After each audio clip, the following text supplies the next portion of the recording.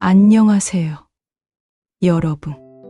오늘도 우리 사연에 찾아주셔서 진심으로 감사드립니다. 아직 구독 안 하신 분은 지금 구독과 좋아요 부탁드립니다. 그럼 오늘의 사연 들어보겠습니다. 저는 올해 62세의 박선영이라고 합니다. 오늘은 제가 평생 잊을 수 없는 정말 기적 같은 이야기를 들려드리려고 해요. 여러분, 혹시 인연이라는 말 믿으세요? 저는 솔직히 그동안 그런 걸 별로 믿지 않았거든요.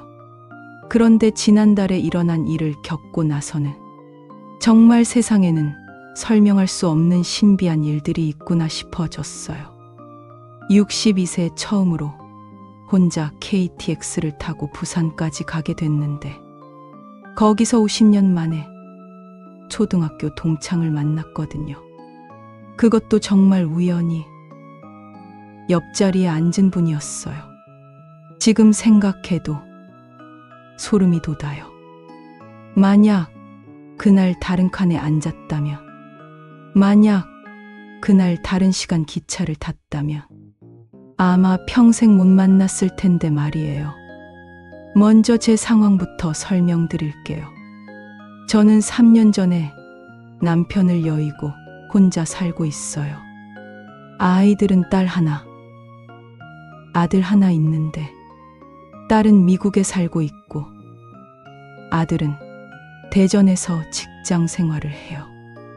한 달에 한 번 정도 안부 전화를 하는 게 전부죠. 서울 강남구 압구정동 작은 아파트에서 혼자 살면서 솔직히 많이 외로웠어요. 남편이 살아있을 때는 몰랐는데 혼자가 되니까 하루가 정말 길더라고요. 아침에 일어나서 혼자 밥 먹고 TV 보고 가끔 동네 마트 가고 그게 제 하루의 전부였어요. 친구들도 다들 각자 가족들이 있으니까 자주 만나기도 어렵고요. 그러던 중에 부산에 사는 친정 언니한테서 갑자기 전화가 왔어요. 언니가 저보다 2살 많은데 갑자기 몸이 안 좋아져서 병원에 입원하게 됐다는 거예요. 언니는 제게 유일한 혈육이거든요. 부모님도 일찍 돌아가시고 남동생도 10년 전에 세상을 떠났으니까 언니가 저를 찾는다고 하니까 무작정 달려가야겠다는 생각이 들었어요. 그런데 문제가 있었어요.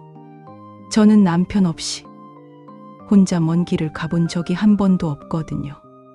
결혼하고 나서는 항상 남편이 운전해서 다녔고 기차나 버스도 남편과 함께만 타봤어요. KTX는 더더욱 혼자 타본 적이 없었죠. 그래서 처음엔 정말 무서웠어요. 내가 제대로 갈 수 있을까? 표는 어떻게 사지? 짐은 어떻게 들고 다니지? 온갖 걱정이 다 들더라고요. 며칠 고민하다가 아들한테 전화해서 도움을 청했어요. 엄마, 요즘은 다 인터넷으로 예매해요. 제가 대신 사드릴게요. 아들이 친절하게 KTX 표를 예매해주고 역에서 어떻게 해야 하는지도 자세히 설명해 줬어요. 그래도 마음은 여전히 불안했죠. 옷가지랑 언니한테 드릴 선물들을 가방에 넣으니까 정말 무거워지더라고요. 이걸 내가 혼자 들고 다닐 수 있을까 싶었어요. 드디어 출발하는 날이 왔어요. 밤 11시 부산행 KTX였는데 서울역에 일찍 도착해서 한참 돌아다녔어요. 서울역이 이렇게 큰 줄 몰랐어요. 어디서 표를 받고 어디로 들어가야 하는지 젊은 역무원분께 물어물어서 겨우 찾아갔죠. 대합실에서 기다리는 동안 정말 긴장됐어요. 주변을 보니까 저처럼 나이 든 사람은 거의 없고 다들 젊은 분들이나 중년 분들이더라고요. 괜히 제가 혼자 이런 곳에 와 있는 게 어색하게 느껴졌어요. 기차가 들어온다는 안내방송이 나오자 가슴이 두근두근 뛰기 시작했어요. 정말 내가 혼자 이 기차를 타고 부산까지 갈 수 있을까? 플랫폼으로 내려가니까 정말 기차가 크더라고요. KTX를 가까이서 본 건 처음이었거든요. 다른 승객들은 다들 익숙한 듯 짐을 들고 줄을 서 있는데 저만 혼자 어리바리하고 있었어요. 12호차를 찾아서 들어갔는데 제 좌석이 창가석이었어요. 아들이 엄마 창가 좋아하시니까 창가로 예매했어요 했던 게 기억났죠. 그런데 문제가 생겼어요. 제 짐이 너무 무거워서 이쪽 선반에 올릴 수가 없는 거예요. 몇 번 시도해봤는데 팔에 힘이 없어서 안 되더라고요. 그때였어요. 뒤에서 도와드릴까요? 하는 목소리가 들렸어요. 돌아보니 저와 비슷한 나이에 정말 단정하게 생긴 남성분이 서 계시더라고요. 키는 그리 크지 않지만 체격이 좋으시고 무엇보다 눈빛이 참 따뜻해 보였어요. 아, 죄송해요. 짐이 너무 무거워서. 제가 쑥스러워하니까 그분이 웃으시면서 괜찮습니다 하고는 제 가방을 가볍게 들어서 선반에 척척 올려주시더라고요. 정말 감사합니다. 혼자 여행이 처음이라서. 아, 그러세요. 저도 요즘 혼자 다니는 일이 많아져서 그 마음 이해해요. 그분 목소리가 참 부드럽더라고요. 나중에 알고 보니 이정환이라는 분이셨는데 저보다 2살 많은 65세셨어요. 옆자리에 앉으셨더라고요. 알고 보니 좌석이 12A, 12B였어요. 정말 우연이죠. 기차가 출발하고 나서 조금 있다가 그분이 조심스럽게 말을 걸어오셨어요. 부산까지 가시나요? 네. 친정 언니가 아파서 뵈러 가요. 선생님은요? 저는 고향에 내려가는 길입니다. 어머니, 성묘하러 가요. 그렇게 대화가 시작됐어요. 처음에는 어색했지만 이야기를 나누다 보니 묘하게 마음이 편안해지더라고요. 그분도 3년 전에 아내분을 여의셨다고 하시더라고요. 서로 비슷한 처지였던 거죠. 혼자 사는 외로움, 자식들이 바빠서 자주 못 만나는 마음, 그런 것들을 서로 이해할 수 있었어요. 기차가 천안하산역을 지나면서 승객들이 많이 잠들기 시작했어요. 조명도 어두워지고 객실 안이 조용해졌죠. 그런데 저희 둘은 계속 이야기를 나누고 있었어요. 처음 만난 사람인데도 이상하게 할 말이 많더라고요. 선생님은 어디서 사세요? 저는 서초구에 살아요. 집사람이 생전에 산 아파트에 혼자 있어요. 선영 씨는요? 저는 강남구 압구정동이에요. 남편이 평생 모은 돈으로 산 집인데 이제 저 혼자 지키고 있어요. 그렇게 서로의 생활 이야기를 나누다 보니 정말 비슷한 점이 많더라고요. 둘 다 자식들이 멀리 살고 둘 다 혼자 밥 먹는 게 가장 힘들다고 하고 선생님은 평소에 뭘 하면서 지내세요? 저는 솔직히 별로 하는 일이 없어요. 아침에 일어나서 뉴스 보고 산책하고 저녁에는 TV 드라마 보고 그게 전부예요. 선영 씨는요? 저도 비슷해요. 가끔 동네 문화센터에서 노래교실 가는 게 전부죠.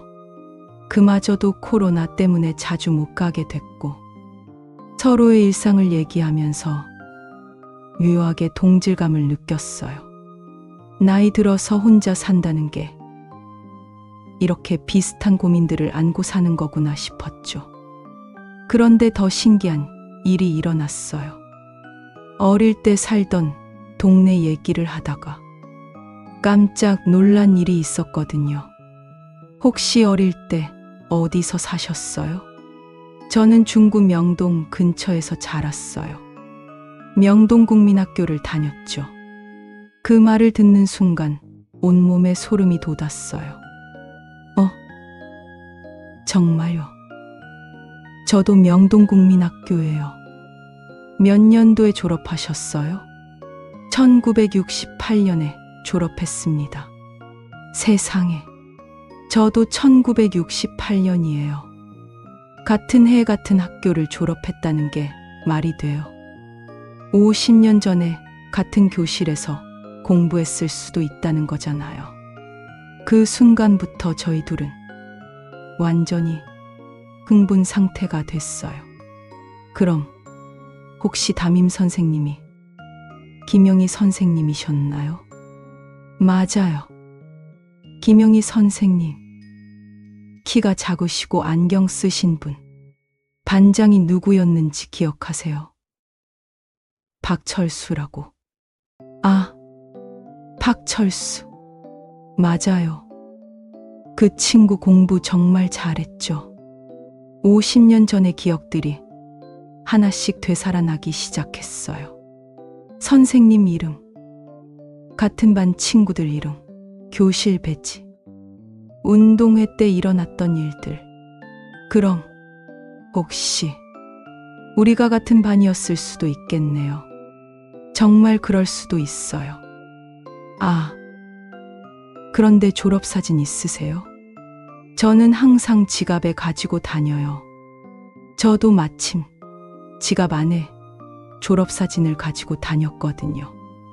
남편이 왜 이런 걸 가지고 다니냐 했었는데, 그때는 그냥 추억이 좋아서 넣어뒀던 거였어요. 서로 졸업사진을 꺼내서 핸드폰 플래시로 비춰보기 시작했어요. 50년 전 흑백 사진이라 얼굴들이 잘 안 보였지만 한 명씩 살펴보기 시작했죠. 여기 앞줄 왼쪽에서 세 번째. 이 여자아이가 혹시 정환 씨가 제 사진을 가리키며 물어보시더라고요. 저도 정환 씨 사진을 보면서 여기 뒷줄 오른쪽에서 두 번째. 이 남자아이가 혹시 서로의 사진을 바꿔서 보는데 정말 비슷한 얼굴형이 있더라고요.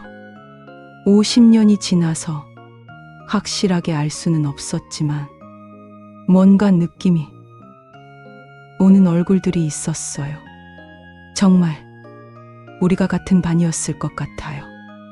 이렇게 만날 확률이 얼마나 되겠어요? 정환 씨 말이 맞았어요. 서울에 사는 사람이 몇백만 명인데 그 중에서 같은 해에 같은 학교를 졸업한 사람끼리 KTX 옆자리에 앉을 확률이 얼마나 되겠어요? 그때부터는 정말 어릴 때 이야기로 꽃을 피웠어요. 우리 학교 앞에 문방구 있었잖아요. 거기서 달고나 사 먹었던 거 기억하세요? 아, 할머니가 하시던 문방구.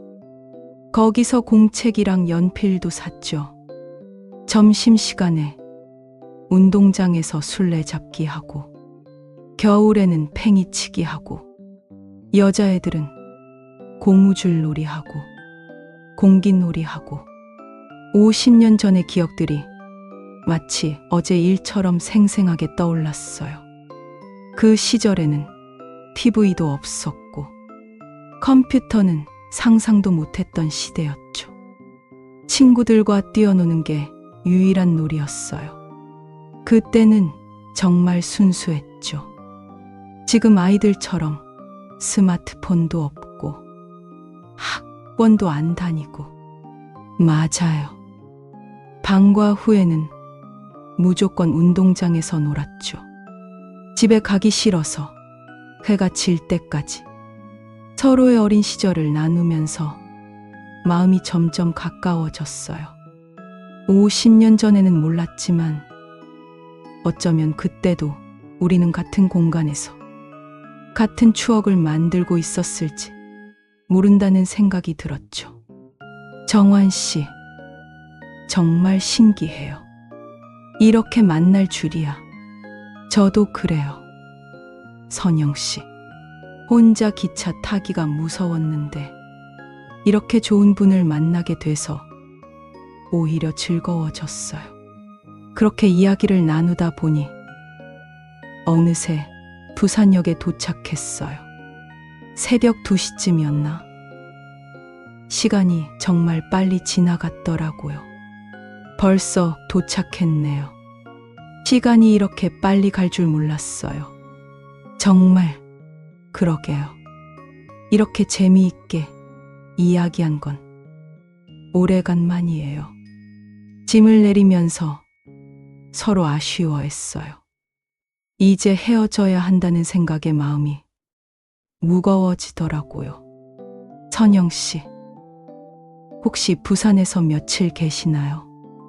일단 이틀은 있을 예정이에요. 언니 상태를 봐야죠. 저도 모레까지 있을 예정인데 혹시 괜찮으시면 내일 잠깐 만나서 커피라도 한잔 할까요? 정환 씨가 조심스럽게 제안해 주셨어요. 저도 솔직히 그렇게 하고 싶었거든요. 좋아요. 그럼 내일 오후에 만날까요? 네. 그럼 연락처 교환하고 내일 언니분 뵙고 나서 연락 주세요. 서로 핸드폰 번호를 교환했어요. 62세의 낯선 분과 번호를 교환하게 될 줄이야.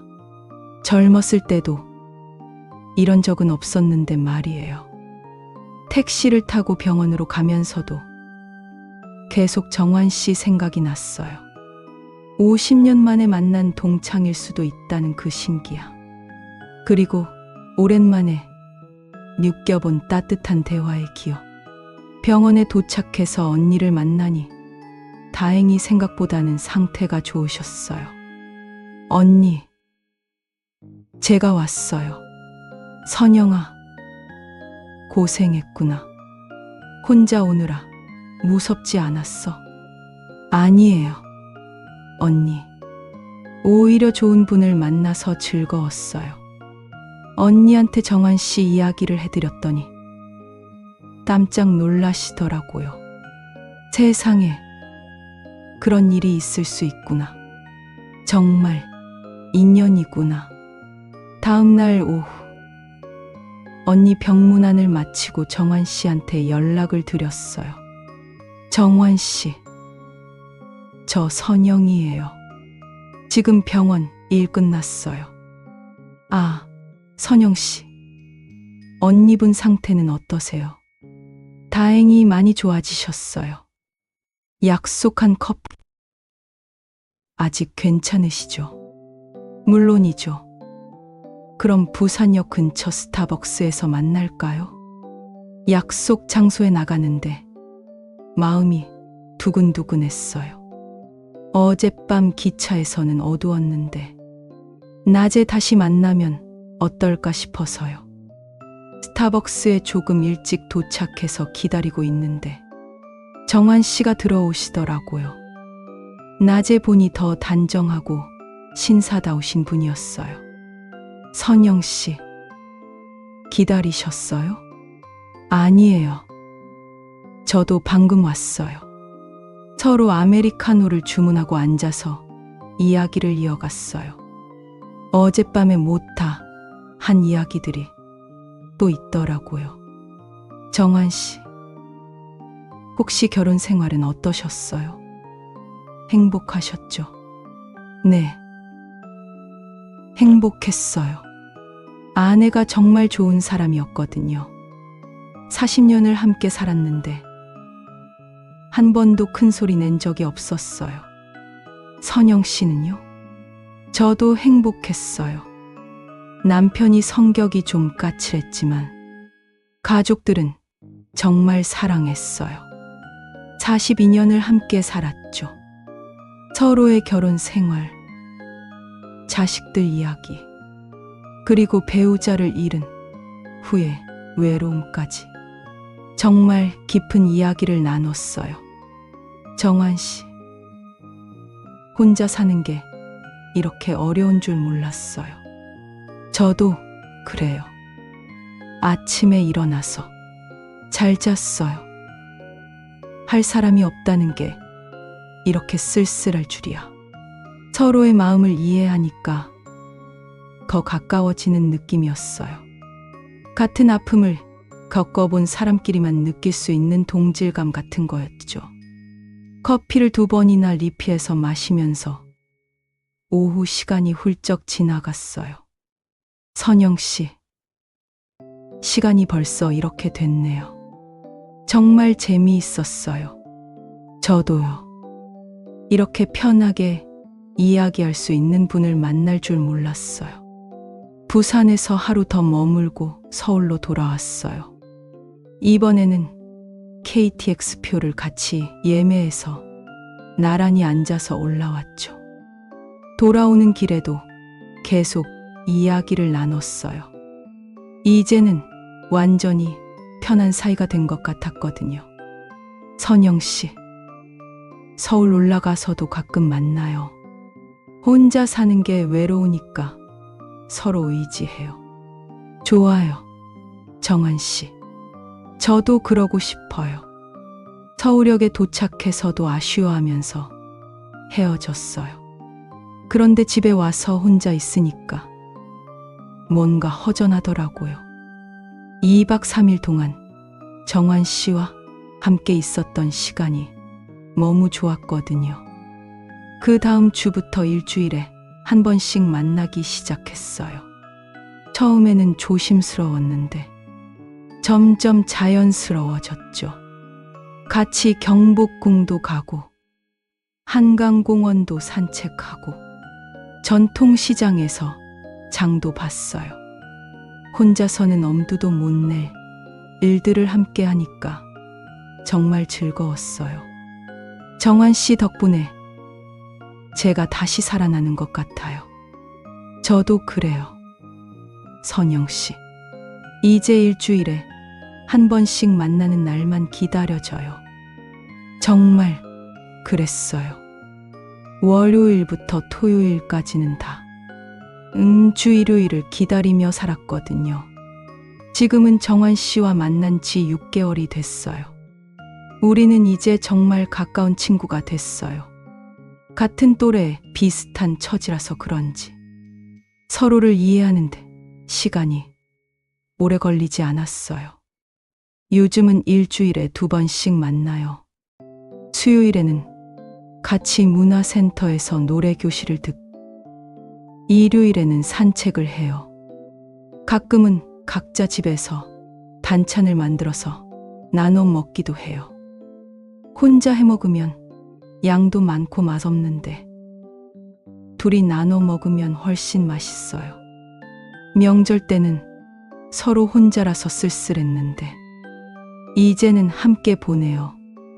추석 때는 정환 씨네 가서 같이 차례도 지내고 설날에는 저희 집에서 떡국도 끓여 먹었어요.